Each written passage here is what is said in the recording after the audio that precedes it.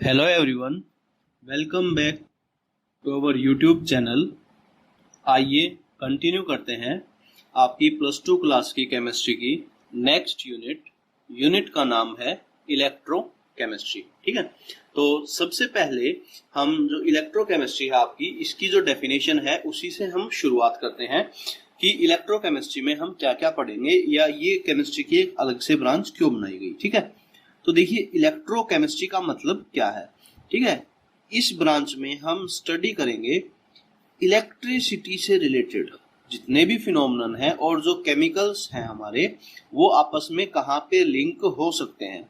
ठीक है, ये स्टडी जो है हमें इस यूनिट में करनी है। ठीक है, तो हम ऐसे इसको लिख सकते हैं कि it is branch of science या फिर it is branch of chemistry in which we deal with the production of electricity from spontaneous chemical reaction।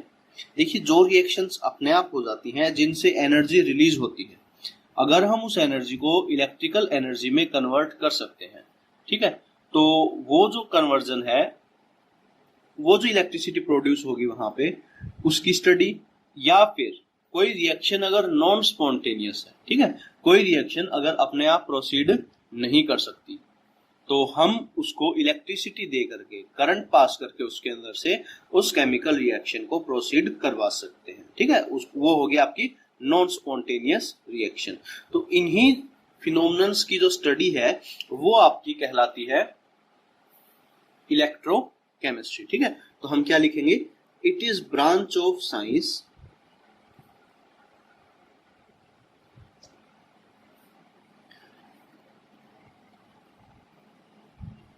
in which we deals with the study of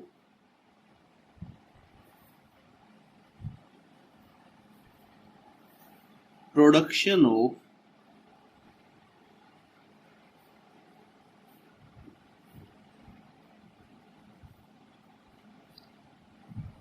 electricity from spontaneous chemical reactions। ठीक है, इसके साथ साथ इसका उल्टा कि अगर कोई केमिकल रिएक्शन स्पॉन्टेनियस की जगह नॉन स्पॉन्टेनियस है, तो हम लिखेंगे and use of electrical energy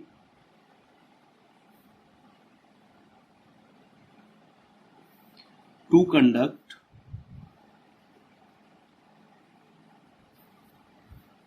a non-spontaneous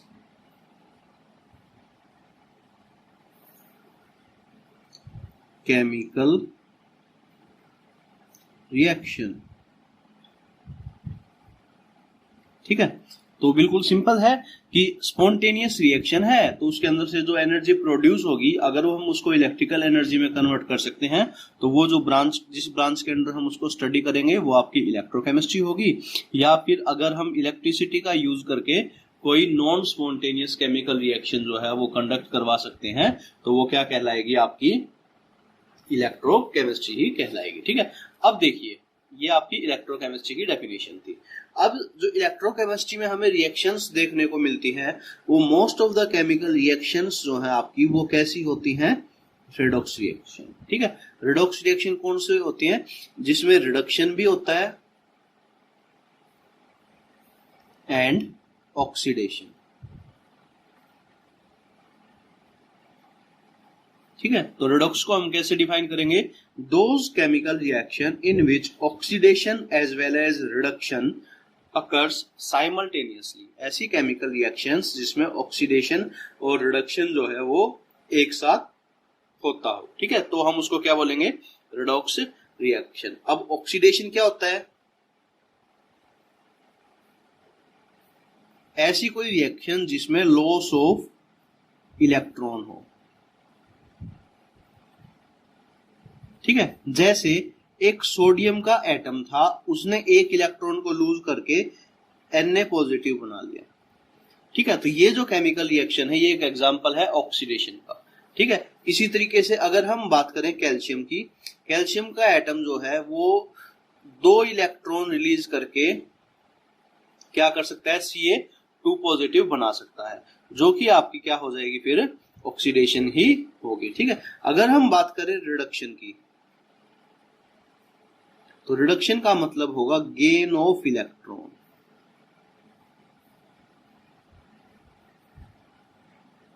ठीक है, तो ऐसी कोई भी केमिकल रिएक्शन जिसमें इलेक्ट्रॉन्स जो है एक एटम मॉलिक्यूल आयन जो है अगर एक्सेप्ट कर रहा हो तो वो क्या कहलाएगा आपका रिडक्शन। फॉर एग्जांपल Cl ने एक इलेक्ट्रॉन एक्सेप्ट करके Cl नेगेटिव आयन बना लिए, या फिर ऑक्सीजन ने 2 इलेक्ट्रॉन एक्सेप्ट करके क्या बना लिया, O2 नेगेटिव। ठीक है, बैलेंस नहीं है ये रिएक्शन। तो ये जो रिएक्शंस आपकी ये किसका एग्जांपल है, ऑक्सीडेशन और रिडक्शन का। ठीक है, अब देखिए कुछ सब्सटेंस ऐसे होते हैं जो इलेक्ट्रॉन को लूज कर सकते हैं या इलेक्ट्रॉन्स को गेन कर सकते हैं, उसके अकॉर्डिंग जो है हमने उनको नाम दे रखे हैं। वो जो नाम है वो है आपके ऑक्सीडाइजिंग एजेंट और रिड्यूसिंग एजेंट्स। ठीक है, देखिए ऑक्सीडाइजिंग एजेंट। ठीक है, और ऑक्सीडाइजिंग एजेंट क्या होगा, ऐसी चीजें जो सामने वाले को क्या कर सकें, ऑक्सीडाइज कर सके। ठीक है, इनको हम ऑक्सीडेंट भी कह देते हैं। ठीक है, और दूसरी तरफ क्या है, रिड्यूसिंग एजेंट।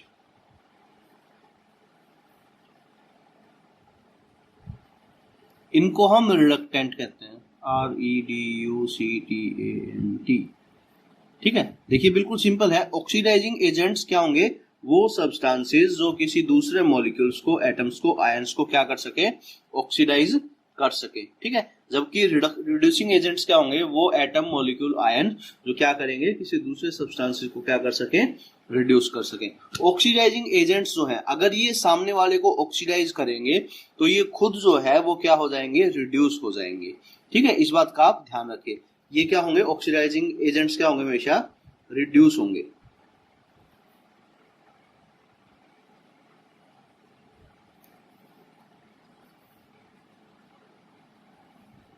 मतलब कि खुद को रिड्यूस कर लेंगे ऑक्सीडाइज करने के लिए। ठीक है, जबकि रिड्यूसिंग एजेंट जो है वो क्या होंगे, ऑक्सीडाइज हो जाएंगे टू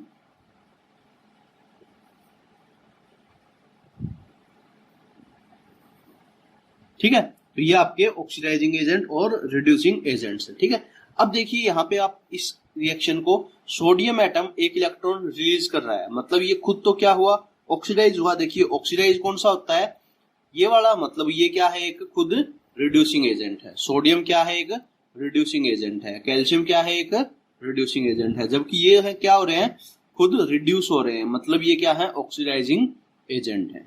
आगे बात समझ में। ठीक है, चलिए आगे कंटिन्यू करते हैं।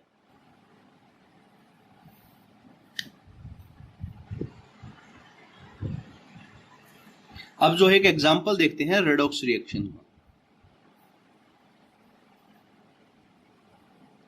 कि रेडॉक्स रिएक्शन का भी एक एग्जांपल देखना जरूरी है। ठीक है, तो देखिए एक बिल्कुल सिंपल एग्जांपल है कि जिंक को अगर हम कॉपर सल्फेट के अंदर डालें, सल्फेट के लिए हम आयन लिख लेते हैं Cu2 पॉजिटिव, तो ये आपका कन्वर्ट हो जाएगा जिंक 2 पॉजिटिव प्लस Cu। ठीक है, आपने पहले भी ये रिएक्शन पढ़ी है 11th क्लास में काफी बार। ठीक है, तो इसमें देखिए जिंक जो है उसका ऑक्सीडेशन नंबर 0 था, 0 से इंक्रीज होके कितना हो गया, ये +2। इसका मतलब ये क्या हो गया आपका, ऑक्सीडाइज। इसी तरीके से कॉपर जो है उसका +2 था, इसका रिड्यूस होके कितना हो गया, 0, तो ये क्या हो गया आपका, रिड्यूस हो गया।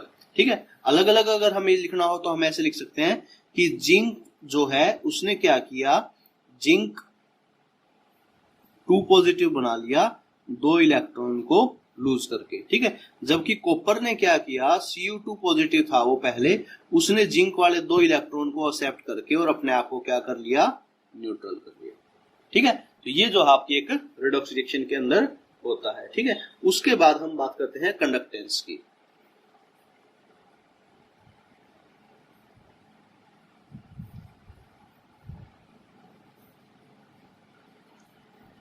ठीक है, तो देखिए कोई भी चीज, ठीक है, anything that can conduct electricity is known as conductor.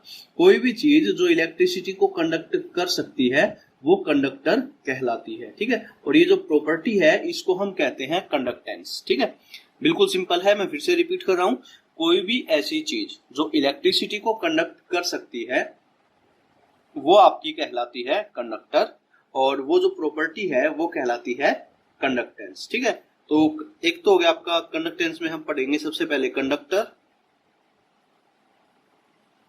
क्या होते हैं कंडक्टर?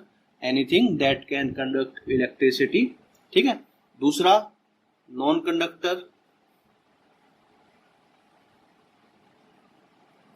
जो इलेक्ट्रिसिटी को कंडक्ट नहीं कर सकते, इनको हम क्या कहते हैं साथ साथ? इंसुलेटर। ठीक है, अब देखिए जो आपके कंडक्टर्स हैं वो है आपके दो टाइप के। एक तो है मेटालिक कंडक्टर,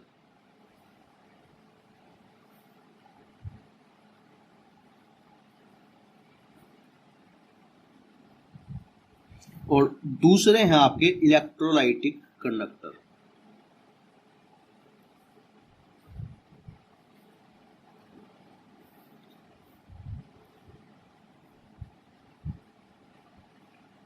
मेटालिक कंडक्टर्स के बारे में आप लोगों ने पहले भी पढ़ा है। जो मेटल्स होते हैं हमारे वो सारे के सारे इलेक्ट्रिसिटी के कंडक्टर होते हैं। वो क्या कर सकते हैं? इलेक्ट्रिसिटी को कंडक्ट कर सकते हैं। ठीक है, तो इनके बारे में कोई खास बात नहीं है, जितने भी मेटल्स हैं वो सारे के सारे इलेक्ट्रिसिटी के कंडक्टर होते हैं।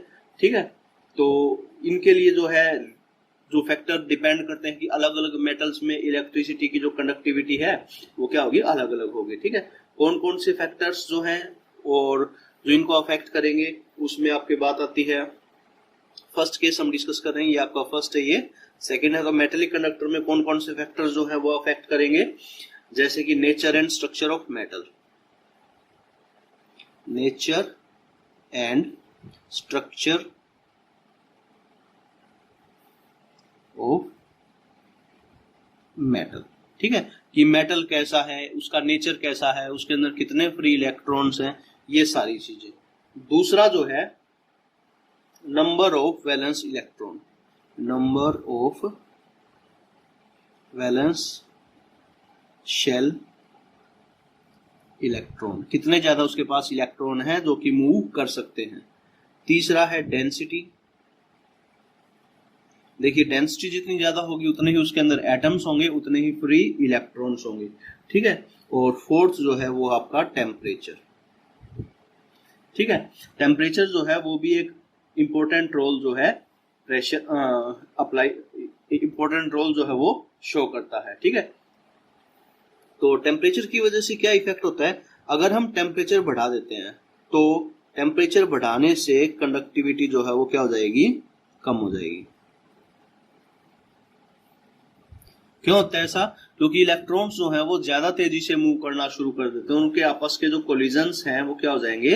ज्यादा होना शुरू हो जाते हैं। ठीक है, उसके बाद हम बात करते हैं इलेक्ट्रोलाइट्स की और इलेक्ट्रोलाइटिक कंडक्टर्स की। ठीक है, तो इनको हम डिस्कस करेंगे नेक्स्ट वीडियो में। Thank you.